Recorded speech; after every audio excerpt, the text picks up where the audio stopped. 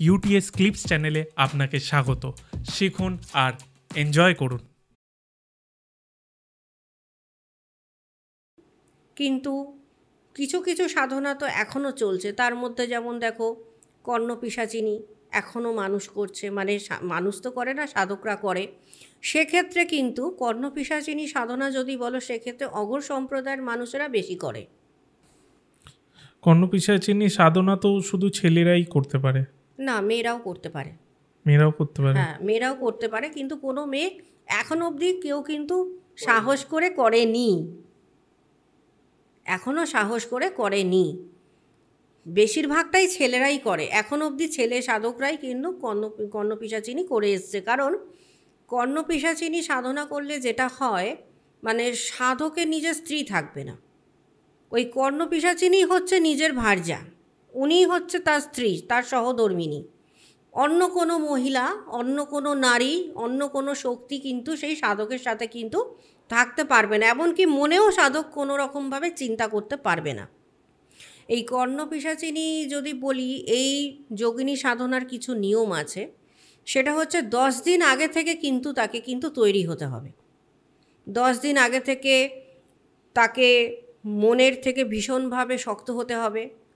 10 দিন আগে থেকে কিন্তু তাকে কালী সাধন করতে হবে। কালী সাধনা করে, কালী যন্ত্রম করে, সেই যন্ত্রম কিন্তু ধারণ করে রাখতে হবে নিজের সেফটির জন্য।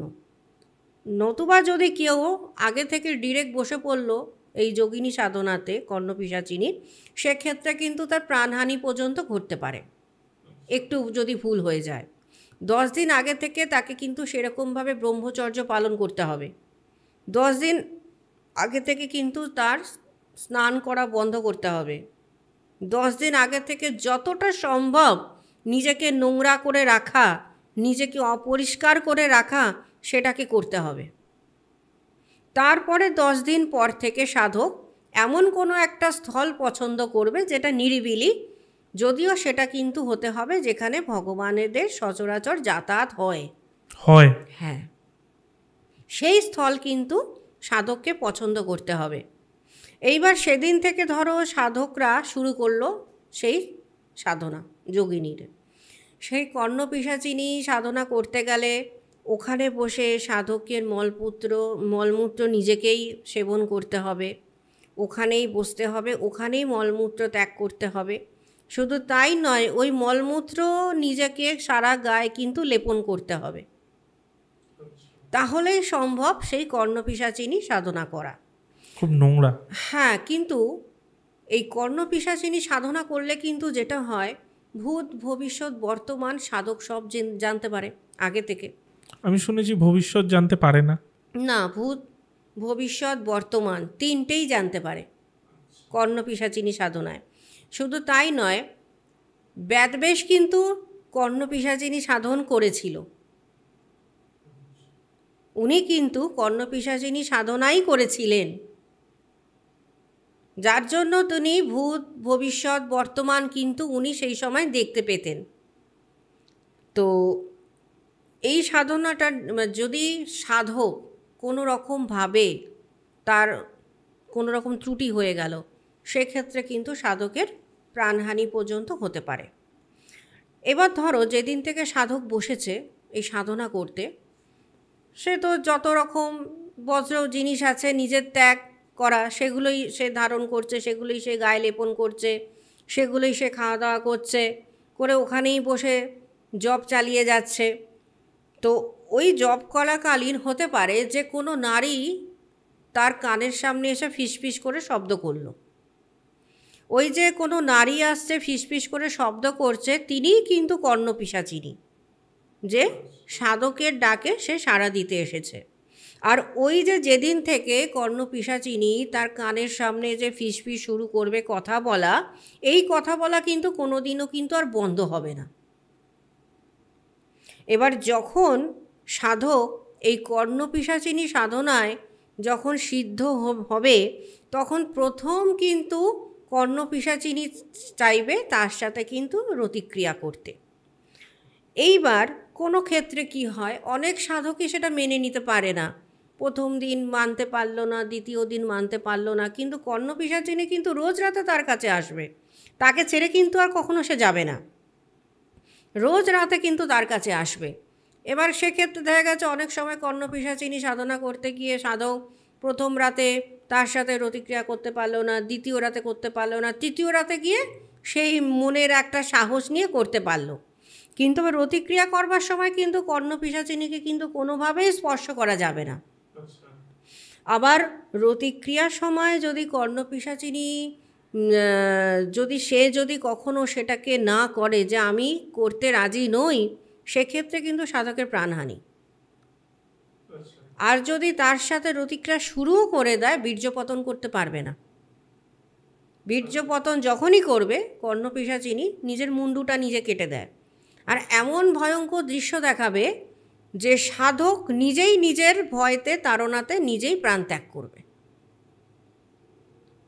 এইবার এগুলো থেকে যদি মনে হয় যে আমি আমার প্রাণ বাঁচাবো, সেই জন্যই 10 দিন আগে থেকে কিন্তু ব্রহ্মচর্য পালন করতে হবে, গুরুজপ করতে হবে, গুরুর নির্দেশে এই সাধনা করতে হবে।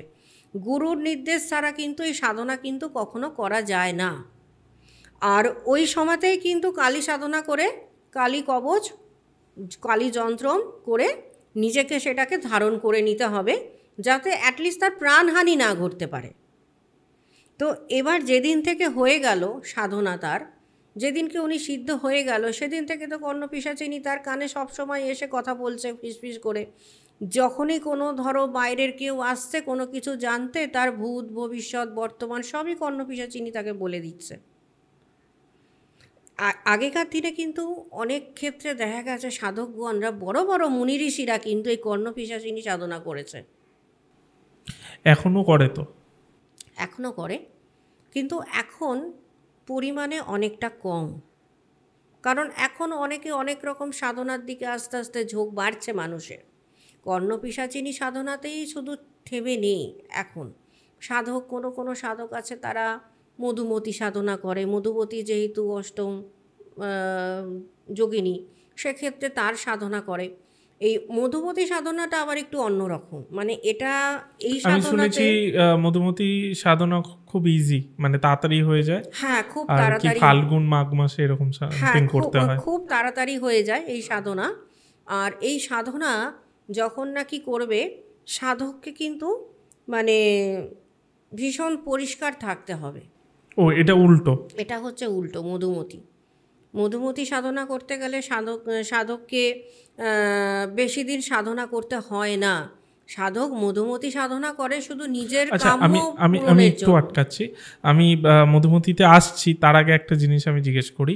যেটা আপনি বললেন কর্ণপিশাচিনীর ক্ষেত্রে যে ওই জীবনে আর ছেড়ে যাবে না, ওই এলো মানে আর ছেড়ে যাবে না, এবার তখন মানে কেউ আর চাইছে না যে না আমি আর পারছি না এর সাথে থাকতে, তখন কি করবে?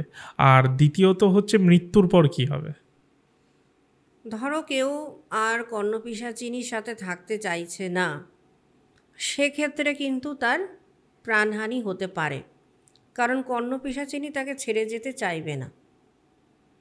এবার যদি ছেড়ে যেতে চায়, তাহলে তাকে সেরকম আবার বিরাচারী সাধনা করতে হবে, যার জন্য ওই 10 দিন আগে থেকে প্রোটেকশান হচ্ছে সেই কালী সাধনা। এছাড়া কিন্তু কর্ণপিশাচিনীকে কিন্তু ফেরত দেওয়া সম্ভব না। আর যদি সাধক কোনো কারণে মারা গেল, সে কিন্তু প্রেতজনিতে চলে গেল, সেও কিন্তু পিশাচই থাকবে, সেই সাধকের কিন্তু আত্মার কিন্তু আর কখনো মুক্তি হবে না।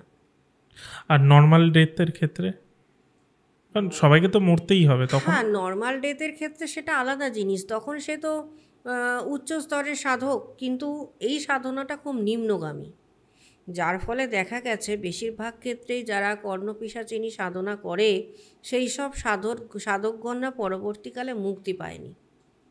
তারা মোটামুটি প্রেতজনিতেই কিন্তু তাদেরকে ফিরে যেতে হয়, কারণ তার যে ডেলিকার লাইফটা, সে ওরকম পিশাচের মতন থাকছে সব সময়।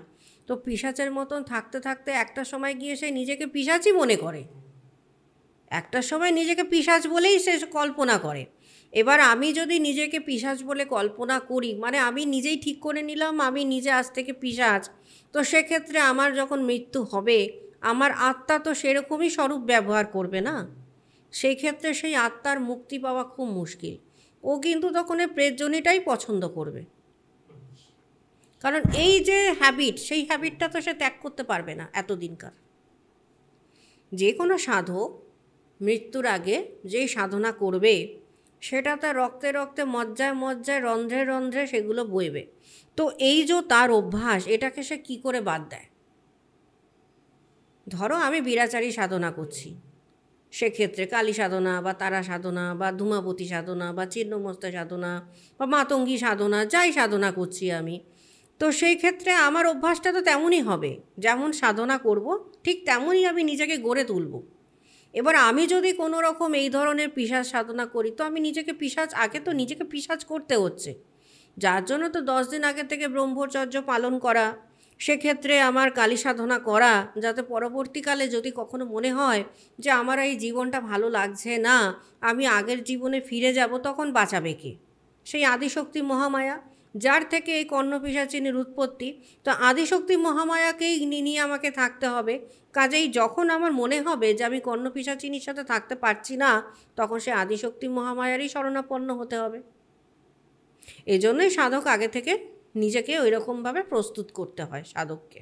কেমন লাগলো এই ক্লিপসটা আমাদের জানান এবং আমাদের চ্যানেল ইউটিএস ক্লিপসকে সাবস্ক্রাইব করুন।